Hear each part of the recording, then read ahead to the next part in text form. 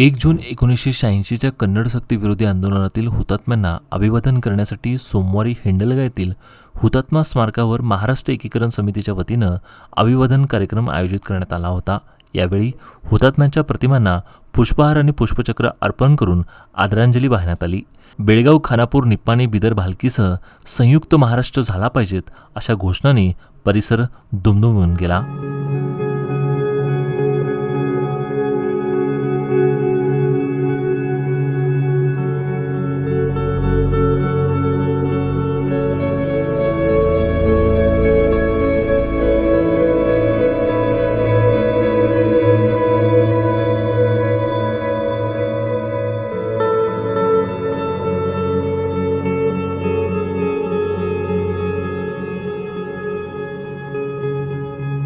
निप्पाणी बिदर भालकीचा संयुक्त महाराष्ट्र अरे कोण म्हणते देत नाही। यावेळी बोलताना मध्यवर्ती महाराष्ट्र एकीकरण समितीचे अध्यक्ष प्रकाश मरगाळे यांनी सीमाप्रश्न सुटेपर्यंत समितीचा लढा सुरू राहील अशी ठाम भूमिका मांडली। मराठी भाषिकांच्या न्याय हक्कासाठी लोकशाही मार्गाने आंदोलन सुरूच राहतील असं त्यांनी स्पष्ट केलं। तसेच 22 जूनपर्यंत मराठी भाषेची अंमलबजावणी झाली नाही तर जिल्हाधिकारी कार्यालयावर भव्य मोर्चा काढण्यात येईल असा इशाराही त्यांनी दिला। आम्ही पहिला एकत्रित रस्त्यावर उतरणं ही अत्यंत काळाची गरज आहे आणि त्या दृष्टीने 22 जूनला आपण पुन्हा एकदा आपली ताकद दाखवूया आणि त्यावेळी आपल्या सर्व समस्या काय आहेत ते डीसी समोर मांडून त्याप्रमाणे त्या निवेदनाची कॉपी एक महाराष्ट्र सरकारला कळवून आपण 29 जून रोजी का धरणे कार्यक्रम करणार आहोत याबद्दल सुद्धा पत्र पाठवलेलं आहे। आणि त्या बाबतीत डीसीला इंटिमेशन देण्यासाठी 3 तारखेला आपण डीसी ऑफिस समोर जमून ते डीसीला इंटिमेशन देणार आहोत 22 जूनच्या मोर्चाचं। त्या दिवशी आपण सर्वांनी मोठ्या संख्येने डीसी ऑफिस सुद्धा यावं आणि इंटिमेशन देताना सुद्धा आपली ताकद दाखवावी अशा प्रकारे विनंती करून थांबतो। जय हिंद, जय महाराष्ट्र। या कार्यक्रमात दैनिक तरुण भारतचे समूहप्रमुख सल्लागार संपादक डॉक्टर किरण ठाकूर यांनी कन्नड सक्तीविरोधी आंदोलनातील 9 हुतात्म्यांच्या बलिदानांची आठवण करून देत त्यांना अभिवादन केले। निप्पाणी बिदर भालकीचा संयुक्त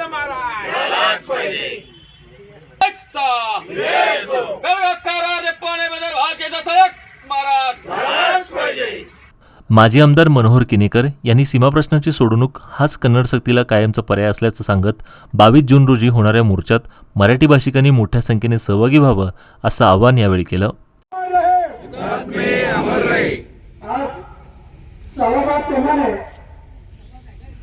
1 जूनला आपण 1986ला कन्नड सक्ती विरोधाच्या आंदोलनामध्ये जे हुतात्मे झालेले आहेत त्या आंदोलनाचा हुतात्म्यांना अभिवादन देण्यासाठी आपण सर्वजण सीमा भागातून एकत्रित होतोय आणि आजच्या दिवशी थोडा येणाऱ्यांना किंवा जे मी नेते मंडळी आहेत त्यांना बरं वाटतंय कारण बहुसंख्येने जनता आणि कार्यकर्ते जमा होतात।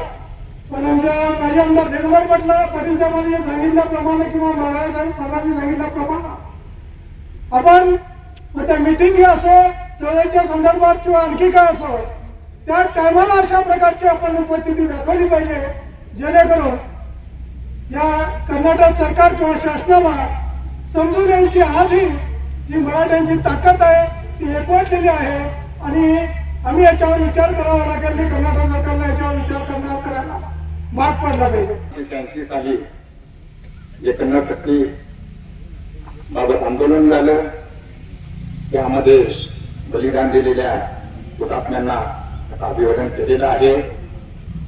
आज त्यांचं स्वप्न साकार करणं ही काळाची गरज आहे। आम्ही एकजुटीनं एक झेंड्याखाली राहून सीमाप्रश्न सोडवून घेण्यासाठी एकत्र राहूया। शिवसेना उद्धव बाळासाहेब ठाकरे आपल्या सोबत आहे इतकंच सांगतो। जय हिंद, जय महाराष्ट्र।